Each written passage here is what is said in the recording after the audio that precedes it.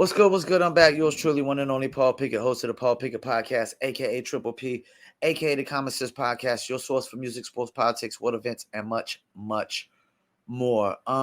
Today I'm going to react to a video of Target stocks dropping 15%, and this is a Tim Pool video. But before we do that, I want to give you a word from promopalace.biz.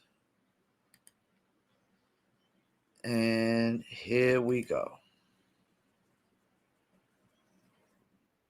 Looking for music marketing and promotion? Then look no further than Promo Palace LLC, your one-stop shop for all music promotion services. Services include Spotify playlist pitching, YouTube video promotion, record pool promotion, blog placements, radio airplay promotion, SoundCloud promotion, and much more. With over 2,000 customers and over 10 years of experience in online promotion, Promo Palace LLC is a company you can trust. For more info, please go to promopalace.biz. See you there. That's right. You heard the beautiful lady. If you need online marketing promotions, please go to promopalace.biz. Promote your music, product, brand, or service. One-stop shop for all forms of marketing and promotion. And let's get into it. See what Tim Pool and the guys got to say. Mark J. Perry says, get woke, go broke. Target shares have dropped by 15.3% in the last 11 days since the boycott started over LGBTQ friendly kids clothing, representing an eye-popping loss in its market value of $11.4 billion. The story from Fox Business, they say Target and Bud Light investors lose billions on marketing misses. Target and Anheuser-Busch have lost a combined $28 billion in market value. The Target thing stands out the most to me because this wasn't, look, I understand the Dylan Mulvaney thing. Dylan Mulvaney's audience are children. Dylan Mulvaney is effectively just playing a character like Borat or who was the other character he played? Bruno, was that it? Yeah, that's one of them. Ali G, all those guys. That's basically what Dylan Mulvaney's doing. And when people see that, they're put off by it, they're angered by it, they're insulted by it. They say, hey, we want an apology. Well, it's also an adult male playing the role of a little girl. Yep. Which made it even more, yeah. That's like Bruno. That's like, it's right. It disturbs people.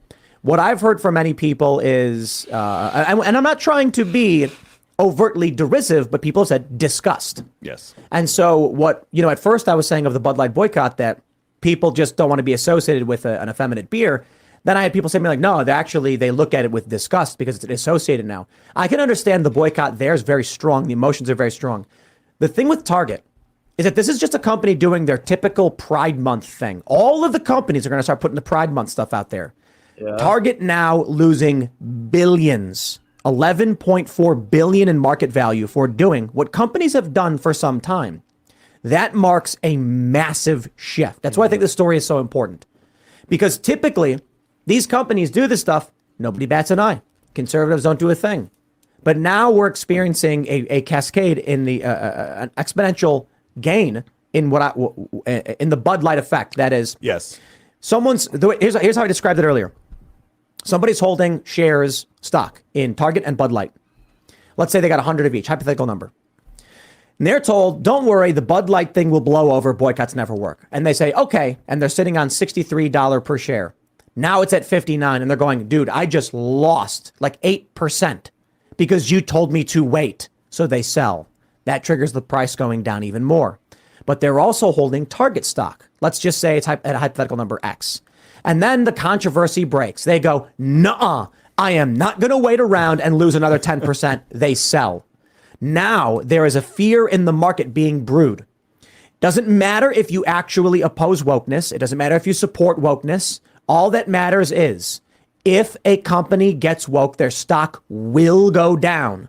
And that will create a self-fulfilling prophecy. And I think what happened with the... let me chime in real quick what he was saying about the stock. See, this is a problem with, like, for example, like, Promo Palace LLC is my company. Like, say it was a public trading company. and I gave people stocks and share options. I wouldn't try to take my views and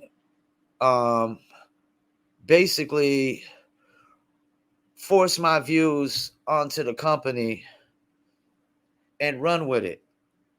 Because that's the thing. Like, the people that buy shares into the company, they might not care about your ideologies or your views. They really care about making money. Like, people are actually putting their ideologies and views before common sense business practice and things that work in the business. Like, here's a prime example. I have a clothing apparel, and it's called New Litter Apparel. Now, New Litter is a name that derived from my old rap group, and a friend of mine did come up with the name New Litter as our rap group. And the whole theme was new litter, new breed. It was like a dog-based brand, hip-hop brand, like a dog-based hip-hop brand. New litter, new breed, which means, new litter, new breed means we're always open for change or something new. Always open to evolve. And it was mainly a dog-based, like the logos and everything. But as I started using the brand and I created a clothing line, I was doing the dog t-shirts, and then I decided, well, cats have litters too. So I can't really discriminate against the cat lovers and the cat world people and the cat litters. So I decided I'm going to make some cat t-shirts to go with New Litter as well too. Because I didn't really want to. I felt like if I didn't create the cat t-shirts, I was doing essentially the same thing that Bud Light and Target is doing, is alienating potentially half of a consumer base. Now, I didn't have that consumer base tapped in yet because I didn't have the cat t-shirts. But, some people could be like, hey, cat people could be like, hey, well, what about cat t-shirts? Because cats got litters too. They could feel like people are so sensitive to everything nowadays. Cat lovers could have felt sensitive to, hey, New Litter has only got dogs. What y'all, any dog lovers over there? Y'all love cats? And I like cats. Ton of cats in the neighborhood, stray cats. I like cats. Cats are cool as long as they don't scratch me. They're cool. I don't mind cats. But now, so if I was to be like now, and I was be like, you know what? All cat lovers are racist. Then I'm alienating half of my consumer base because I now have essentially decided New Litter is a apparel brand for dog lovers and cat lovers, and not just dog lovers and cat lovers, but animal lovers. These animal rights activists, and t-shirt lovers in general. People who just like a good looking t-shirt in general. Because my friend, every time he wears the New Litter apparel somewhere, he said folks come up to him all the time and say how they love the shirt. And that's like my main first New Litter apparel shirt and whatnot. So, yeah. So if I was to be like, yeah, all cat lovers are racist or all dog lovers are racist, that's essentially what Bud Light is doing or Target is doing, because you're alienating a half of your consumer base that is against something. And that's the thing. Like, I'm pretty sure if I called all cat lovers racist, they would be against that. So you're basically alienating a whole consumer base, and you have them against you. They're against something, a stance you've taken. So it's the dumbest thing in the world for any business to even get involved in politics.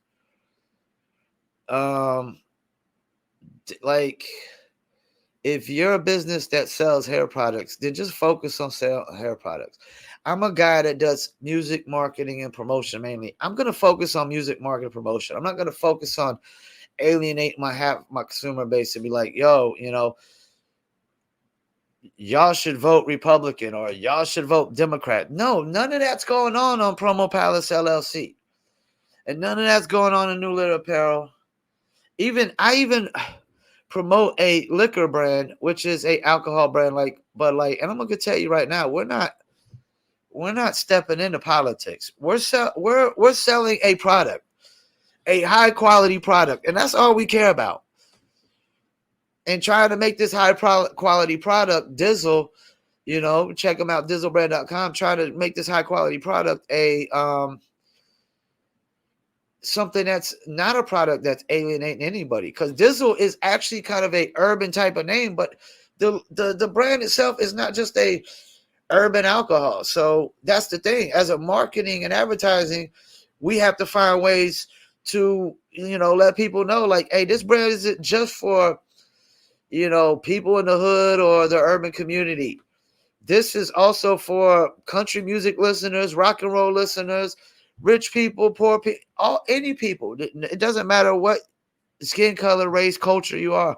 Dizzle is for you. It's a tequila, a cognac, it's got orange liquor, mango mix, and you throw it on ice and it gets better. It's not like all this crap out there, where you got to mix it with something like Henny and Coke and gin and juice. They call these things, you don't never heard nobody say, just Henny. It's always Henny and Coke or gin and juice. They always have these things together for a reason, because these alcohols that they're selling are crap and taste like shit by themselves. So if you're a business that actually puts out a good product, a good high quality product, and a good high quality service, you don't have to dibble and dabble into politics and identity politics and gender politics and inclusion and all these things that lead to alienating a shit ton of your consumer base.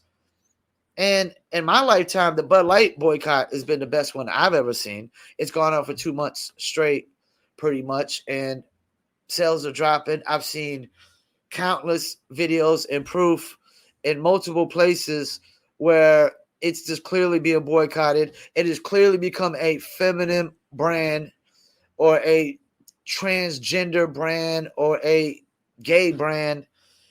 And, masculine men, we're just not really into that. It's not that we don't accept gays and things of that nature in society. It's just some people are not interested in being associated with it. Just because you accept it doesn't mean you have to associate with it.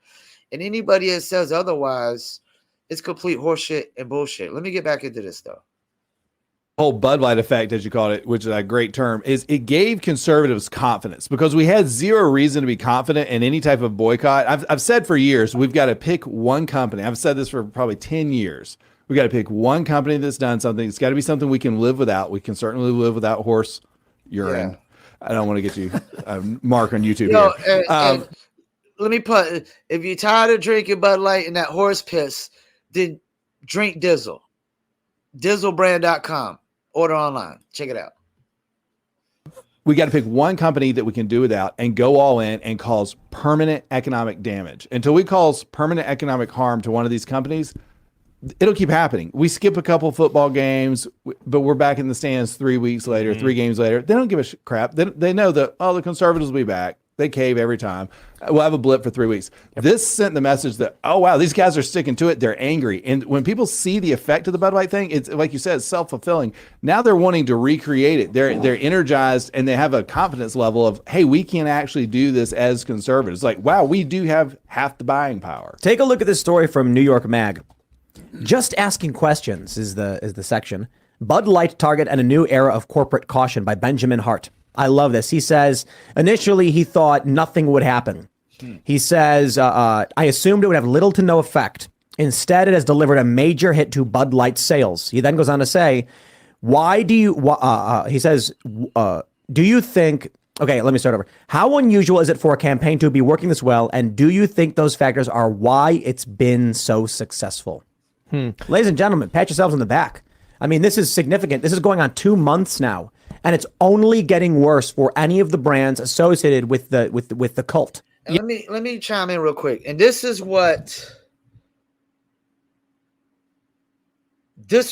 real. Like, this is, what the left calls cancel culture. This is how things are really supposed to work. See, the left's idea of cancel culture is we got to silence you. We got to silence your voice. We got to shut you up. You can't say nothing. You can't give opinions or facts, evidence, or anything. A boycott is a whole different thing. A boycott is like, you've done something we don't agree with, and, we're just going to not buy your product anymore. We're not going to buy your service. I mean, like, I haven't always had, like, I deal with promoting rappers, a lot of rappers for a living. They're not the easiest customers to deal with. Rappers are always wrong. Like, in my business, the customer is rarely right, because rappers that get into this business trying to make it, they don't know nothing about the business. That's why they're always wrong. They know nothing. Like, they might pay for some promotion and not know where to track their plays and views on the back end, and be like, yo, I ain't getting no promotion. I'm not seeing nothing, because they don't know where to see it. Well, you're wrong, because you're supposed to know that beforehand. So I'm in a business where almost every customer I deal with is wrong, and they don't read the terms of service and nothing like that. But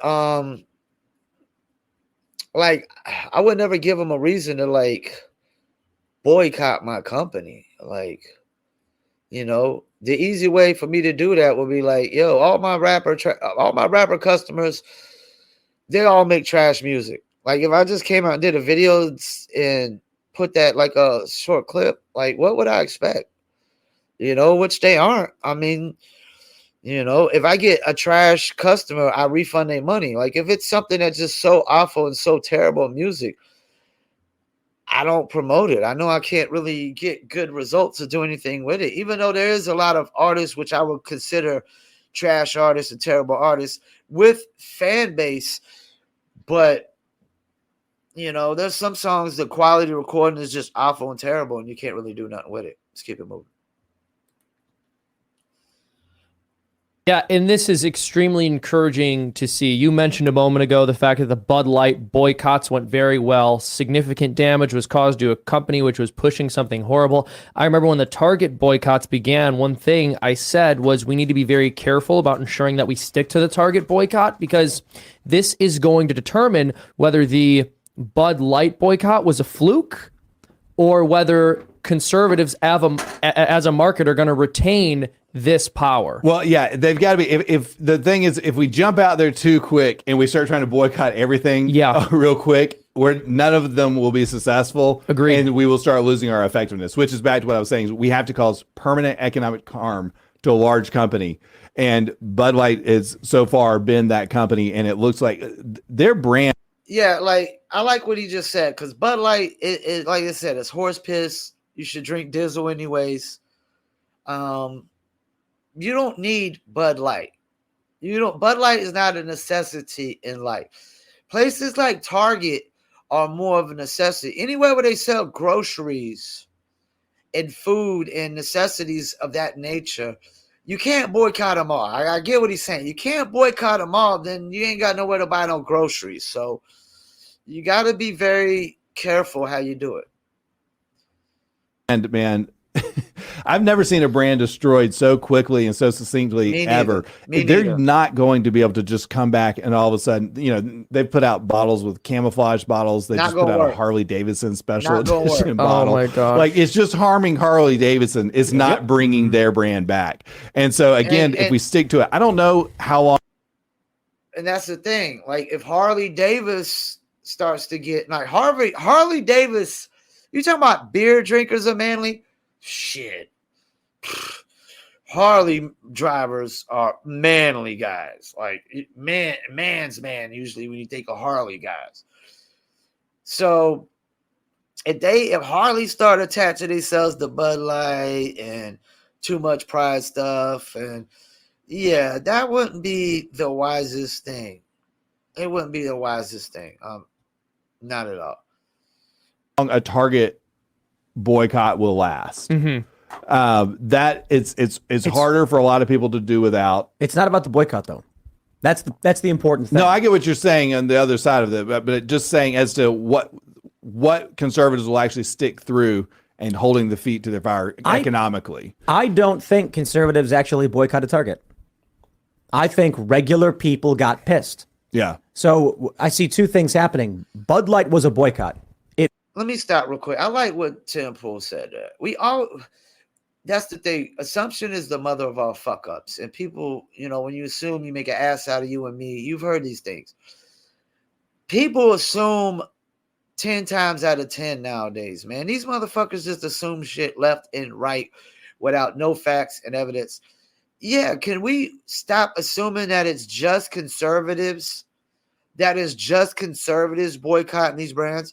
Can we maybe assume that there's some Democrats in there or some independents or some libertarians or some people that just don't give a fuck about politics in general, but just don't like, the fact that Bud Light had a transgender sponsor. I mean, we got to stop assuming that these are just conservatives doing this boycott.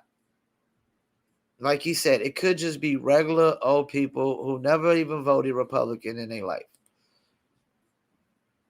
It was high-profile individuals.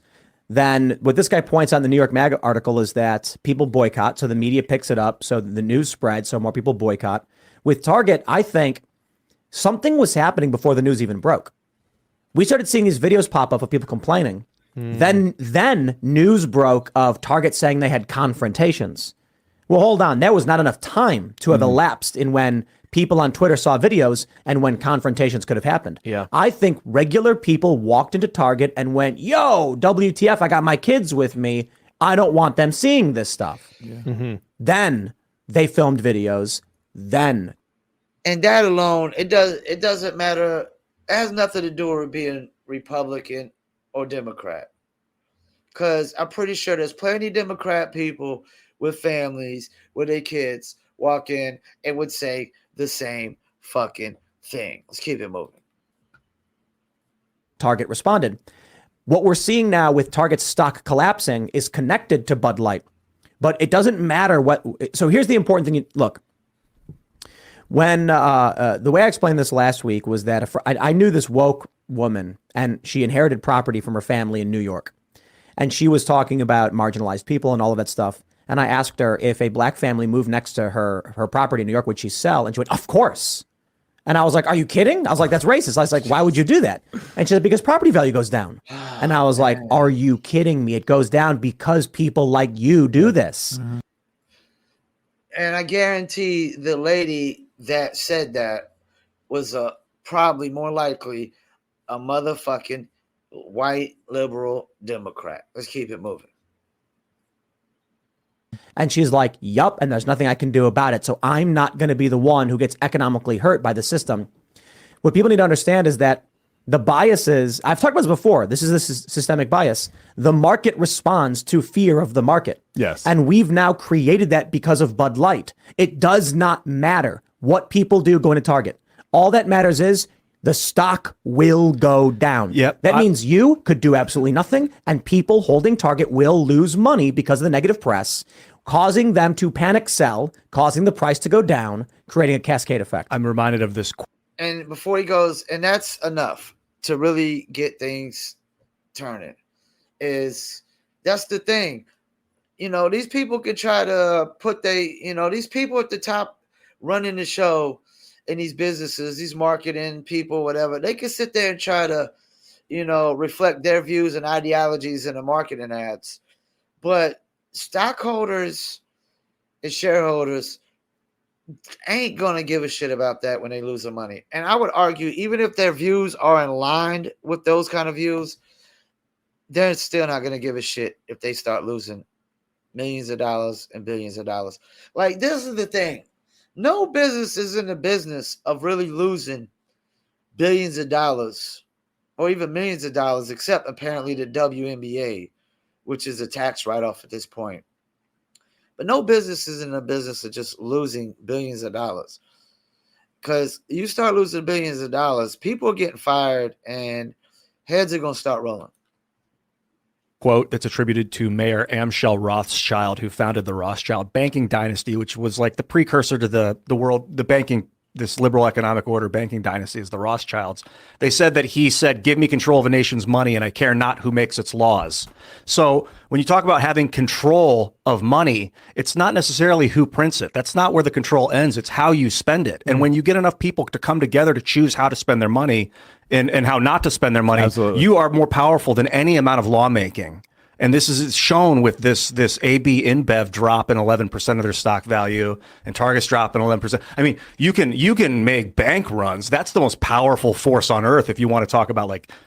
And I'm not advocating for that. I thought a lot about that over the last 15 years. Like, wow, I could just tell everyone to pull their money out on a certain day at a certain time. But it's like that almost feels like economic terrorism. But that amount of power that you could to move the market and control Earth. I think Congress commits economic terrorism on us every single day. That's their job. Session. I think I've heard enough of this one. Basically, once you go woke, you do go broke because, like, you're alienating half of your consumer base. More likely every business is alienating half of their consumer base. This idea that you're going to get them back because they never apologized. Bud Light still hasn't apologized to alienating half their consumer base. At this point, they've just doubled down on Bud Light's going to be pretty much considered a gay feminine beer, and we're going to make Budweiser the manly beer. But guess what? It's affected other products under the umbrella as well. And anybody who associates with them, what's that saying? Guilty by association. You're guilty by association. And my sister, I got a niece and nephews. I guarantee my sister doesn't want to go in Target and see bathing suits for boys, boy tucking bathing suits for my nephews. She doesn't want her kids being groomed and you forcing your ideologies and views on her kids. And you don't get to whoever raises the kids, whoever puts the food up, the clothes on their back, the food on the table, and the roof over their head. That's who gets to, force the ideologies and views on the kids. The person who's financially taking care of them, they are the only ones that should be allowed, in my opinion. If not, if you're going to want to force your ideologies and views on somebody else's kids, then you need to take care of somebody else's kids. You need to pay for 100% of that kid's roof over their head, clothes on their back, and food in their belly. If not, shut the fuck up. If people that want to raise their kids Islamic and they're taking care of their kids 100% financially, that's their say-so. If they want to raise their kids Christian, Buddhist, Mormon, whatever the fucking religion, I don't care if it's fucking voodoo. They want to raise their kids voodoo. If they're financially taking care of their kid, that's their business. And that kid can decide when they move away from the nest and move out on their own, if they want to think for themselves, like, I was raised Christian and I'm not Christian no more. I believe in the laws of nature because that's how it works. Your parents can imprint on you what they want to imprint on you. And when you get older, you can decide what you want to keep imprinted on you and what you could just say, no, that's not imprinted on me no more. We're just going to erase that out of them altogether, out of my lifestyle or my views or my values or my ideologies, whatever it may be. But yeah, and that's the thing. I'm tired of people thinking just because you accept something that you have to associate with it, that you have to be interested in it. That's bullshit. Once again, I want to thank y'all for tuning in. Paul Pickett Podcast. and I'm out.